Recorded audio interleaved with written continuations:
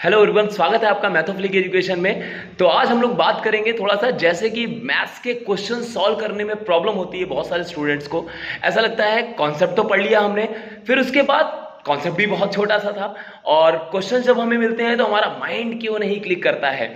हालांकि ऐसा भी लगता है कि चलो प्रैक्टिस में कमी है, शायद इस वजह से ऐसा हो रहा है।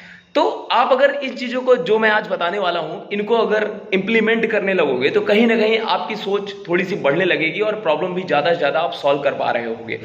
तो जहां तक मैं स्टूडेंट से भी बोलता हूं, और ऐसी प्रॉब्लम्स रहती ही हैं लगभग इवन हायर मैथमेटिक्स में भी, जेई मेंस एडवांस लगभग ऐसा कि जैसे एडवांस का क्वेश्चन आता है वैसे ही माइंड एकदम बिल्कुल ऐसा बिल्कुल डार्क सा हो जाता है कि क्या करें, इसमें क्या करना है। तो ऐसा मैंने डिस्कस भी किया है, इवन पहले भी कुछ वीडियोस में मैं डिस्कस कर चुका हूं कि जो भी आपको कंडीशंस दी गई हैं आप उनको बड़े गौर से देखिए। जो भी कंडीशंस दी गई हैं उनको वन बाई वन रखना है। 3 से 4 कंडीशंस हैं, जिसमें ज्यादा कंडीशंस होती हैं वो सॉल्व जल्दी होता है, ये आप समझिए, मतलब वो ज्यादा इजी होता है। मे भी थोड़ा पढ़ने में टाइम लगेगा, जितनी ज्यादा कंडीशंस मिलती हैं आपको उतना ही ज्यादा जल्दी सॉल्व होने की उसकी प्रोबेबिलिटी रहती है।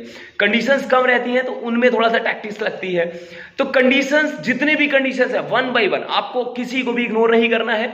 आप हर एक कंडीशंस को और उसके बारे में तुम क्या जानते हो, क्या इंप्लीमेंट कर सकते हो, उसको आपको जरूर लिखना है। हर एक कंडीशन को लिखा आपने और उनमें देखो कि कॉमन क्या क्या चीजें मिल रही हैं। जैसे इक्वेशंस होती हैं, कई इक्वेशंस होती हैं, इधर साइड कुछ और दे दिया गया, दूसरी में कुछ और दे दिया गया। हम हर एक कंडीशंस को क्या करें कि हर कंडीशंस को हम पहचानें थोड़ा सा, और उन 3-4 जो भी कंडीशंस बन रही हैं उनमें हम लोग क्या कैसे लिंक करें, कैसे कॉमन लिंक करें। तो उसी से हमारा गोल भी निश्चित होता है कि जो भी हमारी प्रॉब्लम सॉल्व होगी ना, वो लगभग उन्हीं के कॉमन से करके ही सॉल्व होगी। इवन हर छोटी से छोटी जो इंफॉर्मेशन होती है वो इंपॉर्टेंट होती है। जैसे हम कभी भी क्या है, जैसे हमने क्वेश्चन करना है, हम बैठे, हमने सॉल्व करना स्टार्ट किया क्वेश्चन को, हमने कंडीशन भी देख लिया, ठीक है सर, हमने आपकी ये भी बात मान ली, हमने कंडीशन भी वन बाई वन देख लिया, और कंडीशन भी जो जो हम जानते हैं लगभग हमने वो भी ऑब्जर्व कर लिया। फिर उसके बाद क्वेश्चन में फंस जाते हैं कहीं ना कहीं, या तो कोई इंफॉर्मेशन वीक मतलब मिस की है आपने, कोई भी इंफॉर्मेशन, एक छोटी सी इंफॉर्मेशन थी जो आपने मिस कर दी है, तब इसलिए हमारा पेन रुक जाता है, हमारा क्वेश्चन सॉल्व नहीं होने लगता है। ऐसा होता है कि छोटी सी छोटी इंफॉर्मेशन भी बहुत इंपॉर्टेंट है। मैं थोड़ा सा इसको लिंक करूंगा।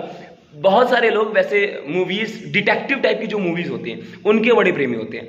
डिटेक्टिव टाइप की मूवीज, हाँ, डिटेक्टिव सोचता है, या कोई क्राइम मिस्ट्री होती है, वहां पर कोई क्राइम ऐसा सीन होता है तो वहां पर किसी को जाने नहीं दिया जाता है। और जो भी डिटेक्टिव होता है, जो भी आते हैं, सीबीआई आते हैं, जैसे भी आते हैं, इंस्पेक्टर आते हैं, वो कैसे देखते हैं चीजों को, एक एक चीज को, एक एक इंफॉर्मेशन को वो कलेक्ट करते हैं, एक एक इंफॉर्मेशन कलेक्ट करते हैं, फिर जाके वो निकालते हैं कि हाँ ऐसा हो सकता है, ये हो सकता है, ये हो सकता है, फिर सस्पेक्ट निकालते हैं कि इनमें से कोई ना कोई हो सकता है ऐसा। किसी भी अरे गहरे रैंडम को तो नहीं पकड़ लेते ना।